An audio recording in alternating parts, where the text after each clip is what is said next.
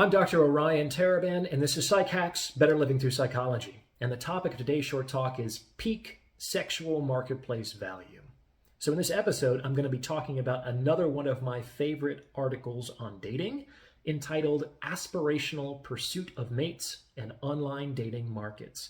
For those of you who want to look it up, it appeared in the American Association for the Advancement of Science's peer-reviewed journal, Science Advances, in 2018, Volume 4, Issue 8, and there's a link to the article in the description. Now, this article is a little dense because it was actually written by non-psychologists. It was written by two University of Michigan professors, one of whom belongs to the Department of Sociology, and the other of whom belongs to the Department of Physics and the study of complex systems, which I love because there are few things in life more complex than dating. Now, before I unpack the results of this study, please remember to like this video and subscribe to the channel. It takes less than a second, costs you nothing, really, and it's how you can support me in my mission to deliver free, high-quality content to the world. Thank you for your help. So, what was this study about? Basically, what these two guys did was they brought some really sophisticated statistical models to bear on millions of data points collected in 4 major markets over a 1-month period on a popular dating app. They don't mention what the app is, but based on some of the other features mentioned in the article, I'm led to believe that it's probably Tinder. They also, strangely, didn't include a sample size. However, they do note that the most popular person in that 1-month period received a total of 1,504 messages during that time. And that's just one person in all of New York, Boston, Chicago, and Seattle. So very likely we're talking about millions of data points, which would make the conclusions extremely robust. Now, what the researchers tried to do was to quantify desirability, which it turns out is actually pretty hard to do for a number of reasons. One is that men apparently initiate contact over 80% of the time. So you can't simply use who is being contacted as a metric of who is attractive, as more desirable men received more responses from women than less desirable men.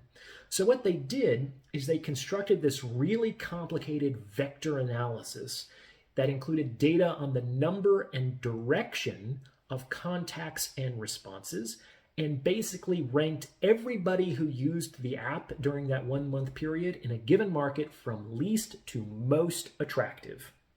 Everybody had a rank.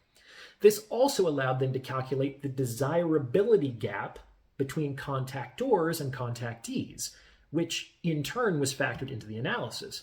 This means that people were ranked as more desirable, not simply due to the fact that they got more messages or responses, but if they got more messages or responses from more desirable potential partners. It's actually a pretty nuanced and sophisticated algorithm. These guys are clearly big data dorks, and they were bringing their knowledge and expertise to bear on this really interesting problem. Here's one of the things that they discovered. To make sure I get it right, I'm just going to quote it directly from the paper. Here we go. Once we have our desirability scores, we can use them to identify characteristics of desirable users by comparing scores across various user attributes. As shown in Figure 2, for instance, average desirability varies with age for both men and women, although it varies more strongly for women, and the effects run in opposite directions. Older women are less desirable, while older men are more so. For women, this pattern holds over the full range of ages on the site. The average woman's desirability drops from the time she is 18 until she is 60. For men, desirability peaks around 50 and then declines. End quote. So, what's the upshot here?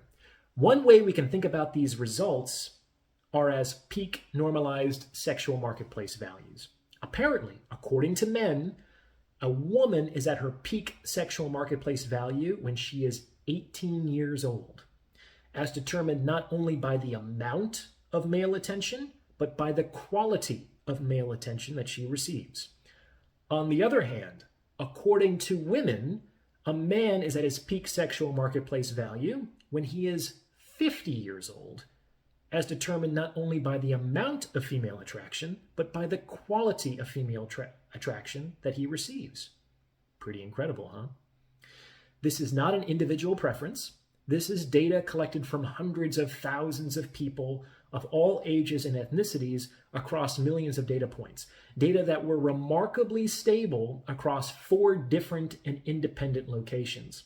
That makes the research extremely powerful. I also really like this study because, as a psychologist, I understand that there is a big difference between what people say publicly and what people do privately.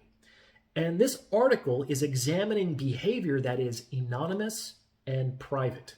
It shows us how men and women express desire when they think that no one else is looking. So on some level, results like this are a lot more trustworthy than the kind of responses you tend to get when you ask people directly what they're attracted to.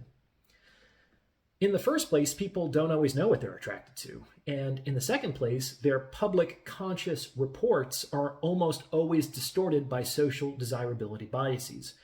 You can listen to what people say, but you need to look for behavioral confirmation subsequent to that disclosure. So again, according to this study, to men, women are most attractive at 18, and to women, men are most attractive at 50. Also, while female perceived attractiveness falls precipitously over the lifespan, male perceived attractiveness is fairly stable for about 20 years, from 40 to 60. I'm including an episode on this study to back up some of the responses I made to comments on my episode, Why Men Like Younger Women. Here's the data I was talking about. It's not just my personal opinion, and my next episode will take these results one step further to some fairly interesting conclusions, so stay tuned. What do you think? Please let me know in the comments below, and thanks for listening.